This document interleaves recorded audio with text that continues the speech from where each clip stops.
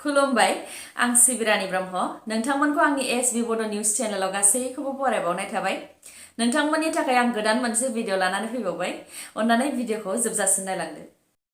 बिटिआरआव सोरनि सोरखार जागोन बेखौ बयबो गोलाव समनिफ्रायनो नेनानै दंमोन दा गोजोनथाव खौरां नोंथांमोनहा आरोबाव नेनांनाय नंलिया गोबां सावरायलायनायनि उनाव दा मोनसे थांखियाव फैबाय गोजोनथाव खौरां बिटिआरआव प्रमद बर' बिथाङा सोरखार दासिगोन बीजेपी UPPL आरो GSP नि गेजेराव एलायन्स जाबाय दा बेजों जों रोखा जानो हाबाय प्रमद बर' बिथाङानो बिटिआरनि गोदान चिफ जासिगोन आंनिफ्राय मेनि कंग्रेचुलेसन प्रमद बर' बिथांनिसिम नोंथांनि बर'फोरनि थाखाय खामानि मावनो लानाया जाफुंथों आसा खालामो प्रमद बर' सारा गासैबो बर'फोरनि मोजांनि थाखाय खामानि मावगोन UPPLआ गासै मोन 12 मासि लानानै देरहासारनो हादोंमोन BJPआ गासै मोन 9 मासि लानानै देरहासारनो हादोंमोन GSPआ गासै मोनसे मासि लानानै देरहासारनो हादोंमोन लोगो नांनानै गासै 22 मासि जाबाय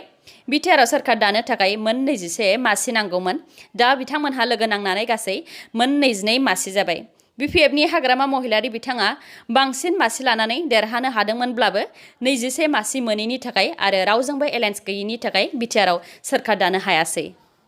इउनियन हम मिनिस्टार अमित शाह बिथाङाबो आसामनि चिफ मिनिस्टार सर्बानन्द सनोवाल BJPनि प्रेसिडेन्ट रन्जित कुमार दास डक्टर हेमन्त बिश्व शर्मा आरो UPPLनि दैदेनगिरि प्रमद बर' बिथांमोनखौ मेजरिटि लानानै बिटिआरआव सोरखार दानायनि थाखाय कंग्रेचुलेसन बावहरदों